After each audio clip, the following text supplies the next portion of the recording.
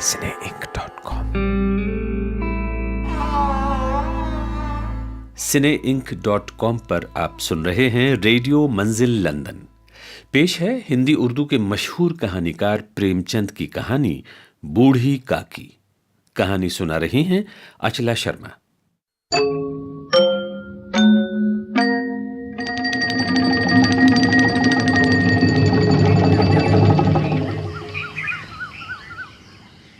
बुढ़ापा बहुधा बचपन का पुनरागमन हुआ करता है। बूढ़ी काकी में जिह्वा स्वाद के सिवा और कोई चेष्टा शेष न थी और न अपने कष्टों की ओर आकर्षित करने का रोने के अतिरिक्त कोई दूसरा सहारा ही। समस्त इंद्रियां, नेत्र, हाथ और पैर जवाब दे चुके थे। पृथ्वी पर पड़ी रहती और घर वाले कोई बात उनकी इच्छा के प्रतिकूल करते, भोजन का समय टल जाता या उसका परिणाम पूर्ण न होता, अथवा बाजार से कोई वस्तु आती और न मिलती तो वो रोने लगती थीं। उनका रोना सिसकना कोई साधारण रोना न था, वो गला फाड़ फाड़ कर रोती थीं। उनके पतिदेव को स्वर्ग से धारे कालांतर हो चुका था। बेटे तरुण हो होकर चल बसे थे। बस अब भतीजे के सिवाय और कोई न था। उसी भतीजे के नाम उन्होंने अपनी सारी संपत्ति लिख दी। भतीजे ने सारी संपत्ति लिखाते समय खूब लंबे चौड़े वादे किए, किंतु वे सब वादे केवल खुली डिपो के दलालों के दिखाए हुए सब्ज बाग थे। यद्यपि उस संपत्ति की वार्षिक आय 150-200 रुपये से कम न थी, तथापि बूढ़ी काकी को पेट भर भोजन भी कठिनाई से मिलता था। इसमें उनके भतीजे पंडित बुद्धिराम का अपराध था अथवा उनकी अर्धांगिनी श्रीमती रूपा का, इसका निर्णय करना सहज नहीं। बुद्धिराम स्वभाव से सज्जन थे, किंतु उसी समय तक जब तक उनके कोष पर कोई आँच न आए। रूपा स्वभाव से तीव्र थी सही, पर ईश्वर से डरती थी। अतएव बूढ़ी काकी को उसकी तीव्रता उतनी न खलती थी जितनी बुद्धिराम की भलमनसाहत। बुद्धिराम को कभी कभी अपने अत्याचार पर खेद होता था। विचारते कि इसी संपत्ति के कारण मैं इस समय भला मानुष बना बैठा हूँ। यदि मौखिक आश्वासन और सूखी सहानुभूति से स्थिति में सुधार हो सकता तो उन्हें कदाचित कोई आपत्ति न होती, परंतु विशेष व्यय का भय उनकी सुचेष्टा को दबाए रखता था। यहाँ तक कि यदि द्वार पर कोई भला आदमी बैठा होता और बूढ़ी काकी उस समय अपना राग अलापने लगती तो वो आग हो जाते और घर में जाकर उन्हें जोर से डांटते। लड़कों को बुढ़ों से स्वाभाविक विद्वेष होता ही है, और फिर जब माता पिता का ये रंग देखते तो वो बूढ़ी काकी को और सताया करते।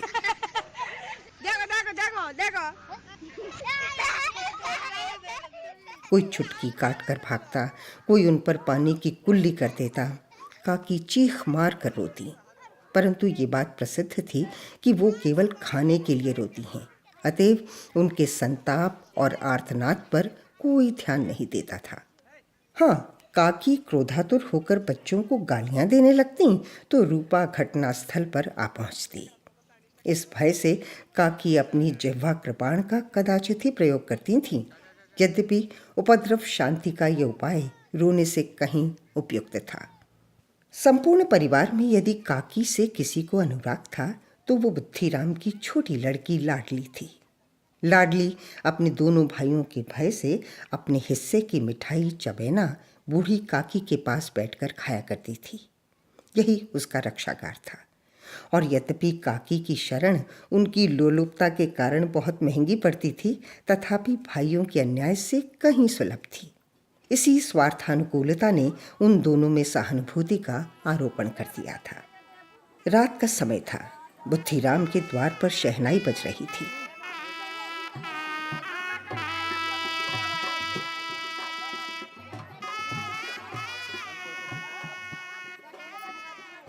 गांव के बच्चों का झुंड विस्मयपूर्ण नेत्रों से गाने का रसास्वादन कर रहा था। चारपाइयों पर मेहमान विश्राम करते हुए नाइयों से मुक्कियां लगवा रहे थे। समीप ही खड़ा हुआ भाट विरदावली सुना रहा था और कुछ भावज्ञ मेहमानों की वाह वाह पर ऐसा खुश हो रहा था मानो इस वाह वाह का यथार्थ में वही अधिकारी है। दो एक अंग्रेजी पढ़े हुए नवयुवक इन व्यवहारों से उदासीन थे।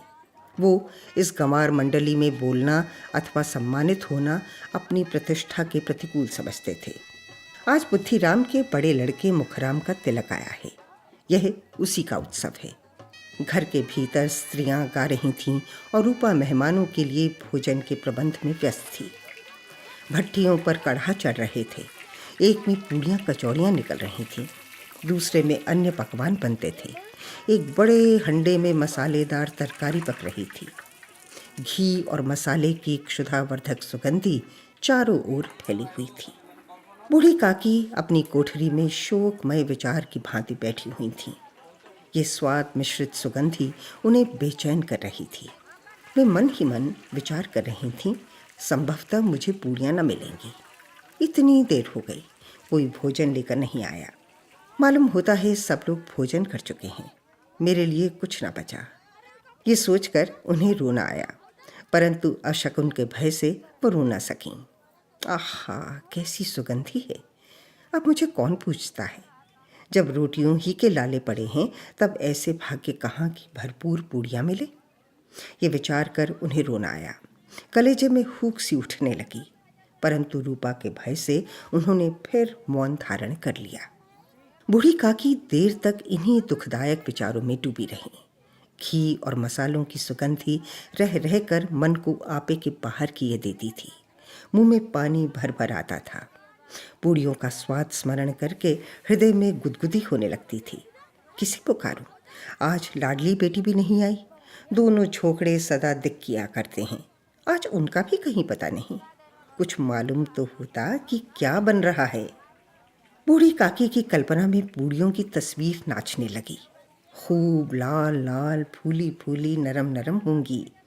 रूपा ने भली भांति भोजन किया होगा। कचौड़ियों में अजवाइन और इलायची की महक आ रही होगी। एक पूड़ी मिलती तो जरा हाथ में लेकर देखती। क्यों न चलकर कढ़ा के सामने ही बैठूं? पूड़ियाँ छन छन कर तैयार होंगी। कढ़ा से गरम गरम निकाल कर थाल में रखी जाती होंगी। फूल हम घर में भी सूंघ सकते हैं, परंतु वाटिका में कुछ और बात होती है। इस प्रकार निर्णय करके बूढ़ी काकी उकड़ू बैठकर हाथों के बल सरकती हुई बड़ी कठिनाई में चौखट से उतरी और धीरे धीरे रेंगती हुई कढ़ा के पास बैठी। यहाँ आने में उन्हें उतना ही धैर्य हुआ जितना भूखे कुत्ते को खाने वाले के सम्मुख बैठने में होता है। रूपा उस समय कार्यभार से उद्विग्न हो रही थी। कभी इस कोठे में जाती, कभी कढ़ा के पास आती, कभी भंडार में जाती। किसी ने बाहर से आकर कहा, महाराज ठंडाई मंगा रहे हैं। ठंडाई देने लगी। इतने में फिर किसी ने आकर कहा, भाट आया है, उसे कुछ दे दो। भाट के लिए सीधा निकल रही थी कि एक तीसरे आदमी ने आकर पूछा, अभी भोजन तैयार होने में कितना विलंब है? जरा ढोल मंजीरा उतार दो। बेचारी अकेली स्त्री दौड़ते दौड़ते व्याकुल हो रही थी। झुंझलाती थी, कुढ़ती थी, परंतु क्रोध प्रकट करने का अवसर न पाती थी। भय होता कहीं पड़ोसी ने ये न कहने लगे कि इतने में उबल पड़ी। प्यास से स्वयं कंठ सूख रहा था। गर्मी के मारे फूकी जाती थी, परंतु इतना अवकाश भी नहीं था कि जरा पानी पी ले अथवा पंखा लेकर चले। यह भी खटका था कि जरा आंख हटी और चीज़ों की लूट मची। इस अवस्था में उसने बूढ़ी काकी को कढ़ा के पास बैठी देखा तो चल गई। क्रोध न रुक सका। इसका भी ध्यान न रहा कि पड़ोसने बैठी हुई हैं, मन में क्या कहेंगी। पुरुषों में लोग सुनेंगे तो क्या कहेंगे।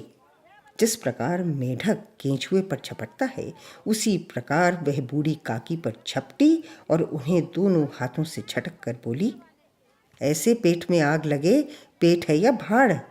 कोठरी में बैठते हुए क्या दम घुटता था?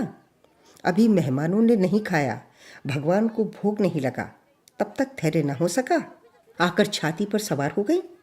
जल जाए ऐसी जीभ। दिन भर खाती ना होती तो न जाने किसकी हांडी में मुंह डालती। गांव देखेगा तो कहेगा कि बुढ़िया भरपेट खाने को नहीं पाती, तभी तो इस तरह मुंह बाए फिरती है। डायन न मरे न माचा छोड़े, नाम बेचने पर लगी है, नाक कटवा कर दम लेगी। इतनी ठूंसती है, न जाने कहाँ भस्म हो जाता है। भला चाहती हो तो जाकर कोठरी में बैठो, जब घर के लोग खाने लगेंगे तब तुम्हें मिलेगा। तुम कोई देवी नहीं हो कि चाहे किसी के मुंह में पानी न जाए, परंतु तुम्हारी पूजा पहले ही हो जाए। बूढ़ी काकी ने सिर उठाया, न रोई न बोली। चुपचाप रेंगती हुई अपनी कोठरी में चली गईं। आवाज़ ऐसी कठोर थी कि हृदय और मस्तिष्क की संपूर्ण शक्तियाँ, संपूर्ण विचार और संपूर्ण भार उसी ओर आकर्षित हो गए थे। नदी में जब कगार का कोई वृहद खंड कटकर गिरता है तो आसपास का जल समूह चारों ओर उसी स्थान को पूरा करने के लिए दौड़ता है। भोजन तैयार हो गया है। आंगन में पत्तलें पड़ गईं। मेहमान खाने लगे। स्त्रियों ने जेवनार गीत गाना आरंभ कर दिया।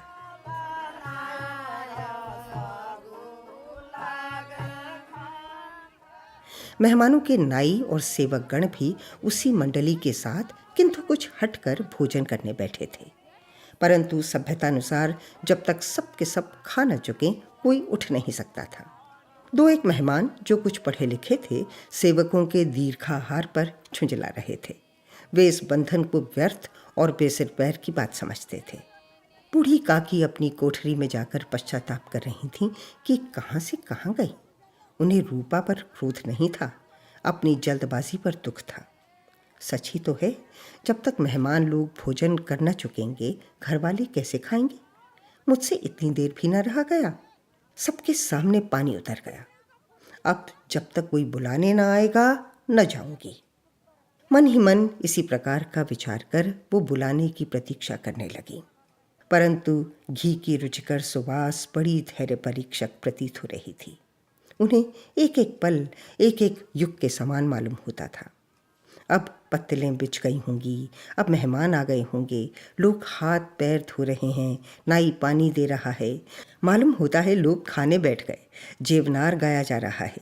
ये विचार कर वो मन को बहलाने के लिए लेट गईं। धीरे धीरे एक गीत गुनगुनाने लगीं। उन्हें मालूम हुआ कि मुझे गाते देर हो गई। क्या इतनी देर तक लोग भोजन कर ही रहे होंगे? किसी की आवाज़ नहीं सुनाई देती। अवश्य ही लोग खा पी कर चले गए। मुझे कोई बुलाने नहीं आया। रूपा चढ़ गई है, क्या जाने न बुलाए। सोचती हो कि आप ही आवेंगी, वो कोई मेहमान तो नहीं जो उन्हें बुलाऊं। बूढ़ी काकी चलने के लिए तैयार हुई। ये विश्वास कि 1 मिनट में पूड़ियाँ और मसालेदार तरकारियाँ सामने आएंगी उनकी स्वादेंद्रियों को गुदगुदाने लगा। उन्होंने मन में तरह तरह के मंसूबे बांधे। पहले तरकारी से पूड़ियाँ खाऊंगी, फिर दही और शक्कर से। कचौरियाँ रायते के साथ मज़ेदार मालूम होंगी। चाहे कोई बुरा माने चाहे भला, मैं तो मांग मांग कर खाऊंगी। यही ना लोग कहेंगे कि इन्हें विचार नहीं। कहा करें, इतने दिन के बाद पूड़ियाँ मिल रही हैं तो मुंह जूठा करके थोड़े ही उठ जाऊंगी। वो उकड़ूं बैठकर हाथों के बल सरकती हुई आंगन में आई। परंतु हा दुर्भाग्य, अभिलाषा ने अपने पुराने स्वभाव के अनुसार समय की मिथ्या कल्पना की थी। मेहमान मंडली अभी बैठी हुई थी। कोई खाकर उंगलियां चाटता था, कोई तिरछे नेत्रों से देखता था कि लोग अभी खा रहे हैं या नहीं। कोई इस चिंता में था कि पत्तल पर पूड़ियाँ छूटी जाती हैं, किसी तरह इन्हें भीतर रख लेता। कोई दही खाकर जीभ चटकारता था, परंतु दूसरा दोना मांगते संकोच करता था कि इतने में बूढ़ी काकी रेंगती हुई उनके बीच में जा पहुंची। कई आदमी चौंक कर उठ खड़े हुए, पुकारने लगे, अरे ये बुढ़िया कौन है? ये कहाँ से आ गई? देखो किसी को छू न दे। पंडित बुद्धिराम काकी को देखते ही क्रोध से तिलमिला गए। पूड़ियों का थाल लिए खड़े थे, थाल को जमीन पर पटक दिया और जिस प्रकार निर्दयी महाजन अपने किसी बेईमान और भगोड़े कर्जदार को देखते ही झपट कर उसका टेंटुआ पकड़ लेता है, उसी तरह लपक कर उन्होंने काकी के दोनों हाथ पकड़े और घसीटते हुए लाकर उन्हें अंधेरी कोठरी में थम से पटक दिया। आशारूपी वाटिका लू के एक झोंके में नष्ट विनष्ट हो गई।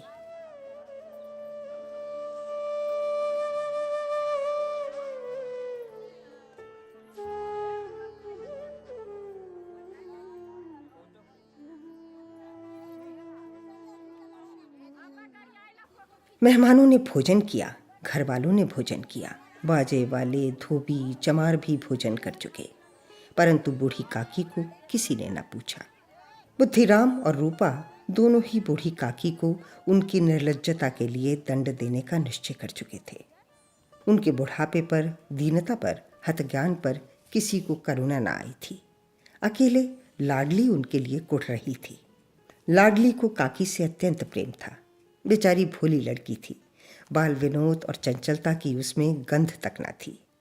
दोनों बार जब उसके माता पिता ने काकी को निर्दयता से घसीटा तो लाडली का हृदय ऐंठ कर रह गया। वो झुंझला रही थी कि ये लोग काकी को क्यों बहुत सी पूरियां नहीं दे देते। क्या मेहमान सबकी सब खा जाएंगे? और यदि काकी ने मेहमानों के पहले खा लिया तो क्या बिगड़ जाएगा?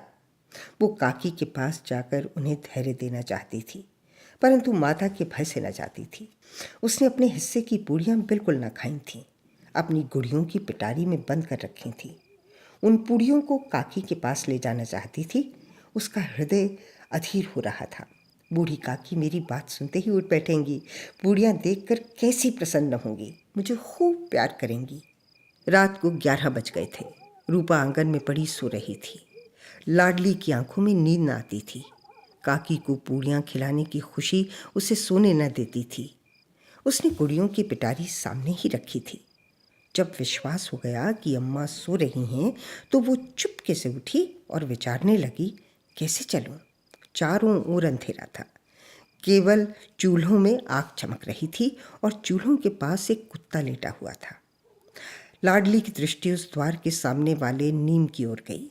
उसे मालूम हुआ कि उस पर हनुमान जी बैठे हुए हैं। उनकी पूंछ, उनकी गदा सब स्पष्ट दिखलाई दे रही है।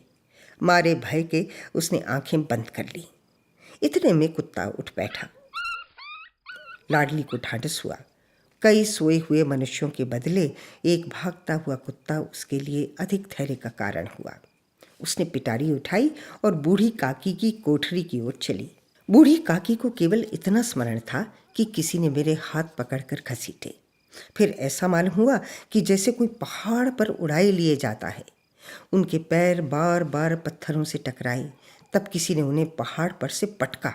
वो मूर्छित हो गईं। जब वो सचेत हुई तो किसी की जरा भी आहट न मिलती थी। समझी कि सब लोग खा पी कर सो गए और उनके साथ मेरी तकदीर भी सो गई। रात कैसे कटेगी? राम, क्या खाऊं? पेट में अग्नि धधक रही है। हाँ, किसी ने मेरी सुधि न ली। क्या मेरा पेट काटने से धन जुड़ जाएगा? इन लोगों को इतनी भी दया नहीं आती कि न जाने बुढ़िया कब मर जाए, उसका जी क्यों दुखावे। मैं पेट की रोटियां ही खाती हूँ कि और कुछ। इस पर यह हाल। मैं अंधी अपाहिज ठहरी, न कुछ सुनूं न बूझूं। यदि आंगन में चली गई तो क्या बुद्धिराम से इतना कहते न बनता था कि काकी अभी लोग खा रहे हैं, फिर आना। मुझे घसीटा, पटका। उन्हीं पूड़ियों के लिए रूपा ने सबके सामने गालियां दी। उन्हीं पूड़ियों के लिए इतनी दुर्गति करने पर भी उनका पत्थर का कलेजा न पसीजा। सबको खिलाया, मेरी बात तक न पूछी। जब तभी न दी तब अब क्या देंगे? ये विचार कर काकी निराशा में संतोष के साथ लेट गईं।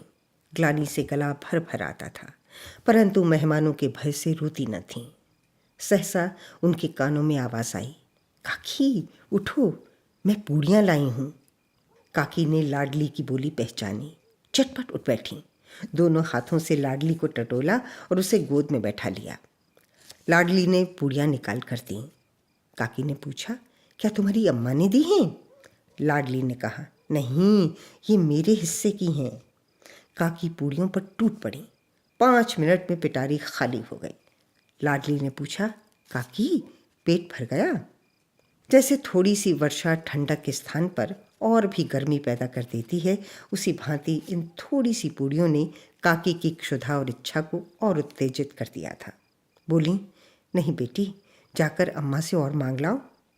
लाडली ने कहा, अम्मा सोती हैं, जगाऊंगी तो मारेंगी। काकी ने पिटारी को फिर टटोला। उसमें कुछ खुरचन गिरे थे। उन्हें निकालकर वो खा गईं। बार बार होंठ चाटती थीं, चटखारे भरती थीं। हृदय महसूस रहा था कि और पूड़ियाँ कैसे पाऊं। संताप सेतु जब टूट जाता है तब इच्छा का बहाव अपरिमित हो जाता है।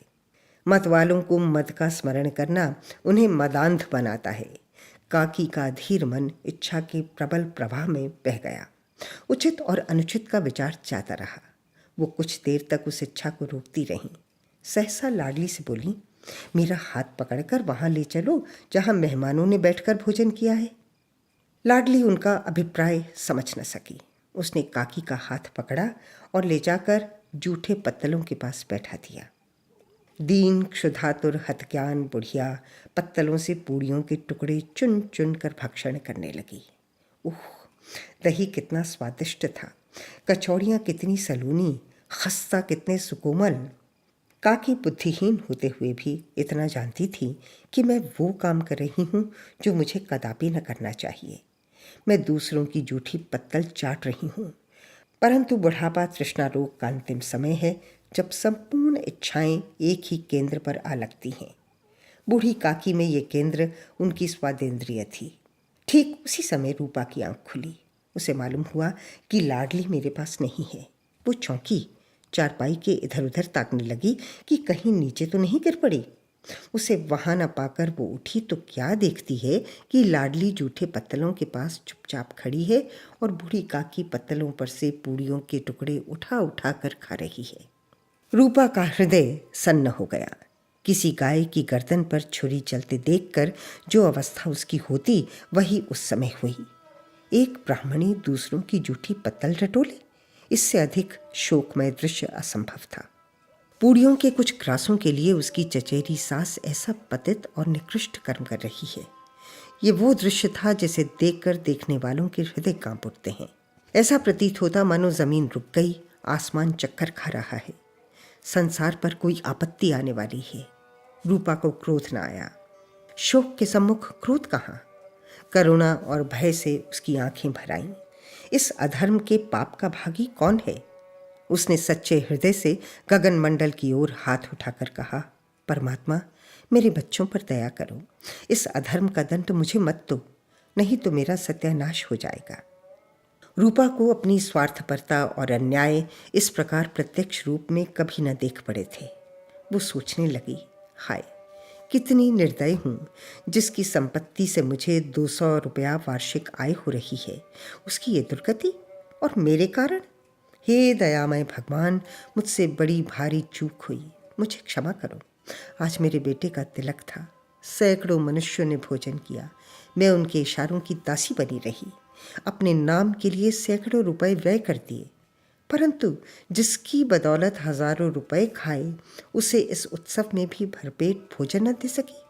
केवल इसी कारण तो वो वृद्धा असहाय है। रूपा ने दिया जलाया, अपने भंडार का द्वार खोला और एक थाली में संपूर्ण सामग्रियां सजा कर लिए हुए बूढ़ी काकी की ओर चली। आधी रात जा चुकी थी।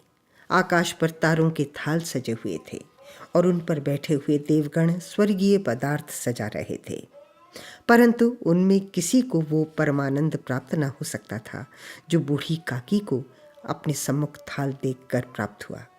रूपा ने कंठावरुद्ध स्वर में कहा, काकी उठो, भोजन कर लो। मुझसे आज बड़ी भूल हुई, उसका बुरा न मानना।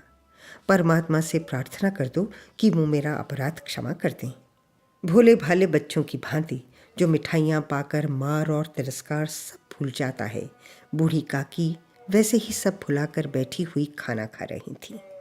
उनके एक एक रोए से सच्ची सदिच्छाएं निकल रही थीं और रूपा बैठी इस स्वर्गीय दृश्य का आनंद लेने में निमग्न थी।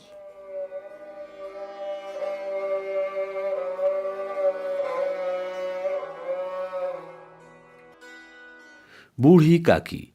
अभी आप प्रेमचंद की ये कहानी सुन रहे थे। कहानी सुना रही थीं अचला शर्मा। हिंदी उर्दू की मशहूर कहानियों और शायरी के लिए cineink.com यानी कि CINEINK.com पर तशरीफ लाइए और सुनिए रेडियो मंजिल लंदन। cineink.com।